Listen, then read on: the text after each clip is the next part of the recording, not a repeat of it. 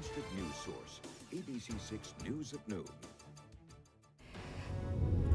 Good afternoon, everybody. Thanks for joining us. We begin with the weather as we take a live look outside right now with our sky cam.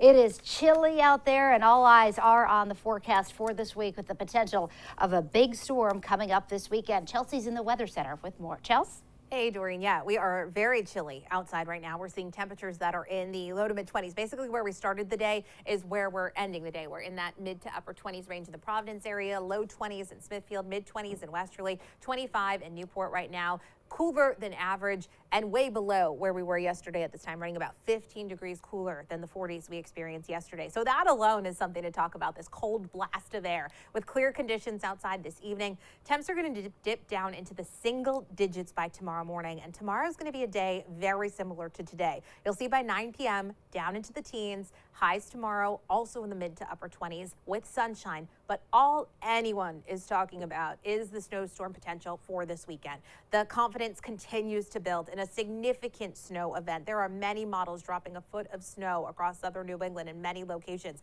That being said, we're still narrowing down that storm track, and that's going to be so dependent on how much snow we get, where the jackpot totals are. Right now, be prepared to stay in and off the roads pretty much all day Saturday. I'll have much more in just a few minutes. All right, Chelsea, thank you. And cities and towns all across Rhode Island are getting ready for what could be this massive snowstorm. It comes as many have been dealing with COVID outbreaks and are facing snowplow driver shortages. With the first major snowstorm of the season, are cities prepared this time around? ABC6 News reporter Laura Puglisi is live for us in Providence with more on that. Laura. Well, Doreen, here in Providence, despite the vaccine mandate that just went into effect for city workers, the mayor says they are prepared for the storm. They have about 100 trucks with drivers ready to be deployed, and he says they've been preparing for a storm like this for quite a while. This has the potential to be a pretty large storm, so it's gonna challenge any city. Providence Mayor Jorge Elorza says the city is preparing for the potential of a massive snowstorm. We've been replacing our fleet. We have a lot of new trucks that can move a lot more snow, a lot faster than we have in the past. So we're as ready as can be. The city is getting about 100 trucks ready to tackle the snow. And despite snowplow driver shortages nationwide, the mayor says they are fully staffed and ready to respond. We've been in a good place, throughout the winter. So thankfully, but we know that can change in an instant with COVID. The storm comes just as Providence's vaccine mandate for city workers goes into effect. According to the city, 95% of city employees are compliant with the new policy. At the Department of Public Works, only 4% are not. But employees won't face discipline until February 8th. We've had a really, really strong compliance throughout the city, and including in the Department of Public Works. This helps to keep them safe. It helps to stop the spread, and it makes it so that we have personnel ready to go for this storm that hits us. And we imagine there are going to be more storms throughout the winter. The mayor says Providence has also stopped relying on outside contractors to plow snow, as many cities still do. They've worked to hire their own fleet of workers and typically rent extra equipment if needed. He says that's helped with avoiding major staffing shortages. We have more capacity than we've had in the past. At the same time, I'm not about to spike the football and say, bring it on to this storm. It's gonna be a massive storm, and it's gonna be a challenge for us. And the mayor says that this falls at kind of the perfect time. It won't impact school transportation, and it's not going to impact the morning commute. So he says on Saturday to be prepared in advance and expect to stay home all day long. Reporting live in Providence, I'm Laura Puglisi, ABC6 News. All right, Laura, thank you. And stay with ABC6 as we get you ready for the storm with live updates on air and online at abc6.com. Also today, the proposed Massachusetts state budget comes out this afternoon. This following Governor Baker's State of the Commonwealth speech last night. The governor said he plans to include several tax breaks for residents in an effort to offset rising inflation. The budget is expected to double tax breaks for children and dependents. That announcement is set for 2 o'clock this afternoon. Also happening today, the second of 2 public comment meetings on the proposed merger between the Lifespan and Care New England health systems. The merger would create an integrated academic health system with Brown University. House Minority Leader Blake Phillippe shared strong opposition to the plan, which he called a monopoly, in his response to the state of the state. Today's virtual meeting with the AG and Rhode Island Department of Health starts at 3 p.m. We have a link on our website. That's ABC6.com. And the former acting fire chief in New Bedford is off the job for good, fired by the mayor for allegedly lying about an injury. Mayor John Mitchell's office says an investigation into Chief Paul Cordair Jr. revealed that he lied about work-related injuries and put on an act to collect more than $200,000 of disability benefits. To back up the mayor's claims, the city shared this video. It purports to show Cordair lifting a 176-pound grill from the bed of his pickup truck, contradicting his medical claims. It was apparently filmed by an independent investigator. No response yet from Cordair. And we turn now to our coverage of the coronavirus. And the World Health Organization says new COVID cases have gone up 5% worldwide in the last week, and some hospitals in the U.S. are still overwhelmed. ABC's Rena Roy has the latest. Coast to coast, 2,100 lives lost to COVID every day, the highest death rate in nearly a year. In Ohio, the National Guard now stepping in to help overwhelmed hospitals in Cincinnati, the state battling the second highest death rate in the country. Integra's health system in Oklahoma treating a record number of COVID patients. Officials say the majority are unvaccinated. This empty bed is now the only empty bed in the hospital, and it's already spoken for, because we have 22 more patients just like this that are trying to get up into rooms just like this. In Boston, 31-year-old DJ Ferguson was in line for a heart transplant, but his family says because he's not vaccinated, he's no longer eligible. He's not an anti-vaxxer. He just wants proof that it's not going to cause further harm in an already compromised body. Doctors say getting your shots is the best protection from severe COVID and death, especially for the immunocompromised. One thing that I continue to see posted a lot on social media is this idea that the vaccine is not doing anything anymore. Couldn't be less true. Vaccinated and boosted, both Chicagoans, remain half as likely to be diagnosed with COVID as unvaccinated Chicagoans. Meantime, the Biden administration officially withdrawing vaccination mandates for large businesses with more than 100 employees after the Supreme Court blocked vaccine or test requirements. Now, there are signs the Omicron variant could be loosening its grip on the U.S. New cases are dropping in more than half the country, and hospital admissions are down 8% in the last week. Rena Roy, ABC News, New York. And a new walk-through COVID testing site opens today in Smithfield. The site will be on Cedar Swamp Road at the Apple Valley Plaza. It will administer both PCR and rapid tests. It'll be open Wednesdays from 3 to 8 and Saturdays from noon to 5. You can make an appointment now at portal.ri.gov. Coming up on ABC6 News at noon, amid tensions of war, Rhode Island Congressman David Cicilline is headed to Ukraine, his mission abroad. And we'll have the latest on the situation there as the U.S. sends more military equipment into the country. And later, a look at the controversy surrounding the Baseball Hall of Fame and who didn't get in.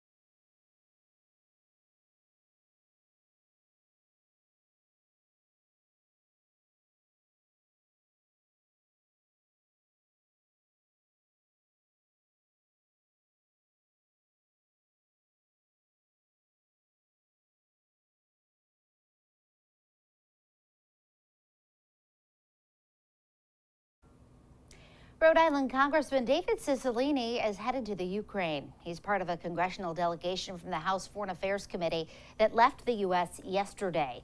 The delegation is expected to meet with senior Ukrainian officials to discuss the security situation there and reinforce U.S. support for the country. President Biden is warning of severe consequences if Russia invades Ukraine, including the possibility of personal sanctions against Russian President Vladimir Putin. ABC's Elizabeth Schulze has the latest. Amid diplomatic efforts to de-escalate the crisis in Ukraine, tensions are rising between the U.S. and Russia. President Biden signaling 8,500 troops on heightened alert could deploy to Eastern Europe sooner rather than later, but repeating combat troops will not go into Ukraine, which isn't a NATO member. I may be moving some of those troops in the nearer term just because it takes time.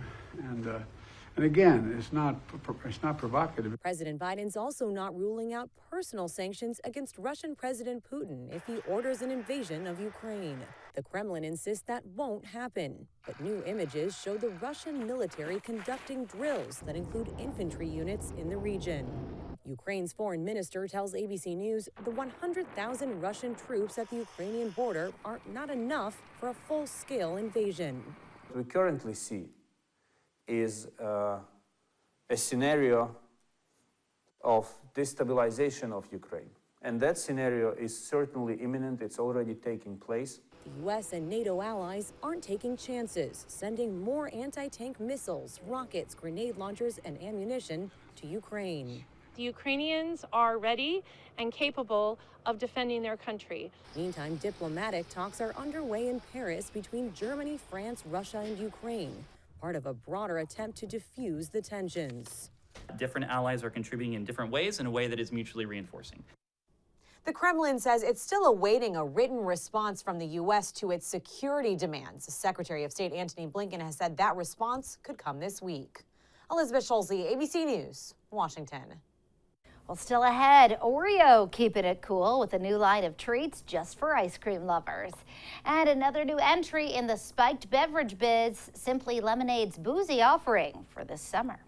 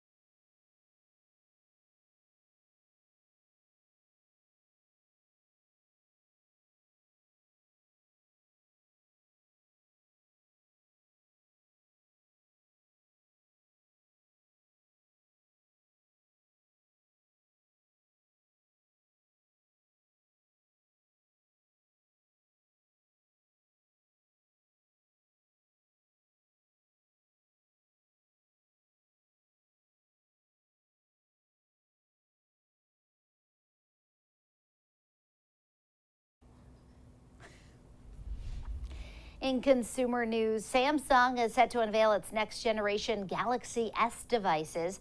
The company says its Unpacked event will be held online 2 weeks from today. The rumored Galaxy S22 Ultra is expected to be the star attraction. The phone is the likely successor to the Galaxy Note. Google has a new system for tracking people who use Chrome. The new system will track up to 5 interests based on users' web activity, but it eliminates cookies, which websites currently use to monitor your activity. Oreo flavors coming to a frozen section near you. The brand is transforming the classic chocolate sandwich cookie into frozen treats. Some of the new products include ice cream bars, cones, and sandwiches. The Oreo ice cream will come in 48 and 14-ounce tubs. The full Frosty product line will be in stores nationwide by March. And Simply Lemonade is about to become more complex. Coca-Cola is teaming up with Molson Coors to make it an alcoholic beverage. Simply Spiked Lemonade will have 5% alcohol by volume. It'll come in strawberry, watermelon, blueberry, and regular. The lemonade will be available in 12 or 24-ounce cans. And now, your ABC6 Storm Tracker weather with meteorologist Chelsea Priest. I don't care how cold it is outside. Those Oreo treats sound so good right now. And it is cold outside. We have plenty of sunshine across southern New England right now. Certainly the calm before the storm, which is still a few days away. Still some uncertainties there, but it does look like blizzard conditions will be possible because of the heavy snow falling and the gusty winds. And remember, a blizzard is when we have a high enough wind gust and visibility that's down less than 1/4 of a mile for 3 hours or more. That's a blizzard. It doesn't always correlate to how much snow is on the ground, but it just goes to show how heavy that snow will be coming down. The storm track is going to be key as we head into the next couple of days. We're really going to hone on things in the next 24 hours, and we're really going to try and figure out exactly where this low pressure system is going to track, because there are several different outcomes right now. There's one that tracks closest to us, and that may bring some mixing along the immediate coastline. Still a lot of snow. We're not talking about lesser snow amounts. All 3 of these situations bring us a lot of snow, but it depends what type of snow we see, and if it ends up being all snow, if there is some mixing, and where the jackpots of totals will be. And there are many models suggesting over 1 foot of snow in many spots. What we're looking at, talking about the timeline in the coming days, today's quiet, tomorrow's quiet. Most of Friday is relatively quiet. You end up seeing some light snow showers moving in Friday late in the day and into the evening. Overnight, likely after midnight, steady snow starts to move in. I have Saturday morning, Saturday afternoon highlighted here. That looks like where we're going to get the biggest thump of snow, just coming down fast and heavy with the gustiest of winds. By Saturday night, late Saturday night, snow begins to wind down. We really don't clear out though until Sunday. So we were talking about an extended period of heavy snow falling in southern New England. Again today, quiet, mid to upper 20s outside. Breeze is coming in out of the northwest around 5 to 10 miles per hour, which makes us feel more like the teens out there right now. We're going to stay sunny today. We stay clear overnight and sunny through tomorrow. With clear conditions outside tonight, temperatures are going to drop very quickly. We end up down to the single digits by tomorrow morning. You'll already see the temperatures dropping. 6 o'clock, we're down into the teens. By tomorrow morning, actual temperatures in the single digits. Factor in even just the lightest of wind, and we'll be feeling closer to 0. Tomorrow stays sunny, temps in the mid to upper 20s, and then overnight Thursday into Friday, our clouds start to roll in. Again, there may be a few flurries, a few very light snow showers around on Friday, but it's not until very late Friday night and into Saturday morning that we start to see heavy snow and gusty winds moving in. I would plan at this point to be off the roads all day Saturday. It looks like an all-day Saturday event with gusty winds and heavy snow falling. Eventually, as we head through late Saturday night and into Sunday morning, things wind down and we'll be into sunshine on Sunday afternoon. But again, plan on being off the roads at this point on Saturday. More details to come, more specifics to come in the next 24 hours. Jeff will have a full update for you this evening, and I'll be back tomorrow morning. Mid-20s today. It's a sunny but cold day. 6 degrees tonight for the actual temperature. Tomorrow's a repeat of today. Mainly sunny with temperatures only in the 20s. We'll actually make it into the 30s on Friday. The increasing clouds, a few snow showers around, but it's Saturday, the main event that will continue to narrow down in the coming days. Doreen? All right, Chelsea, we're tuned in. Thanks. Still to come, celebrating Big Papi, David Ortiz, a Hall of Famer. But baseball's high honor is surrounded by controversy today. We'll take a look.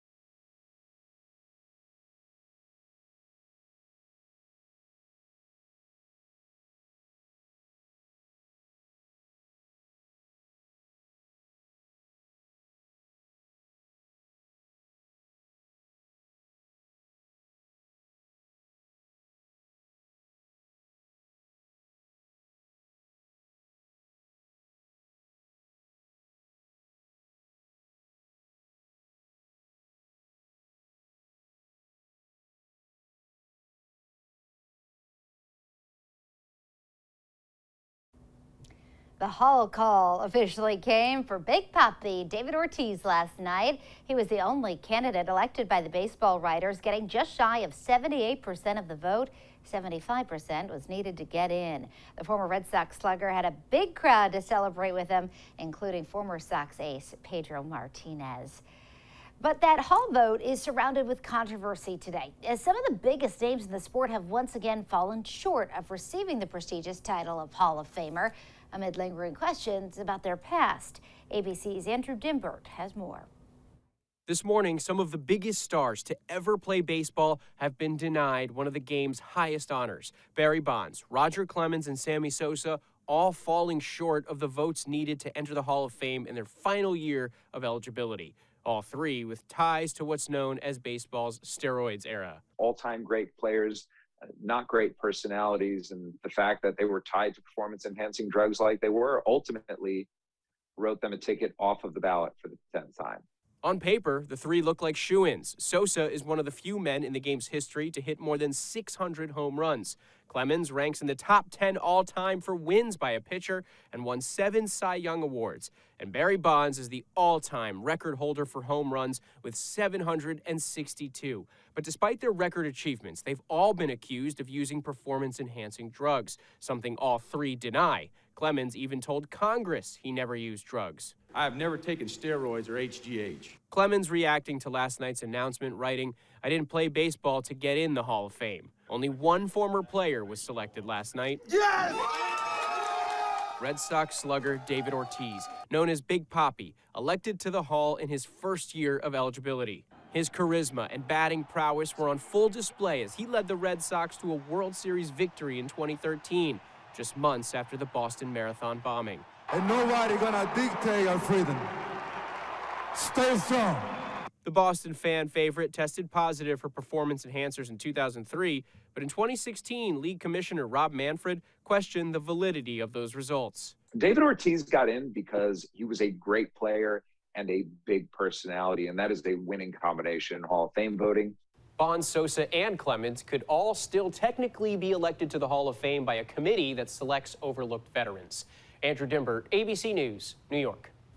Well, coming up, some Southern cooking with none other than Dolly Parton. Her new line coming to store shelves. Plus, Chelsea has another look at your afternoon forecast right after this.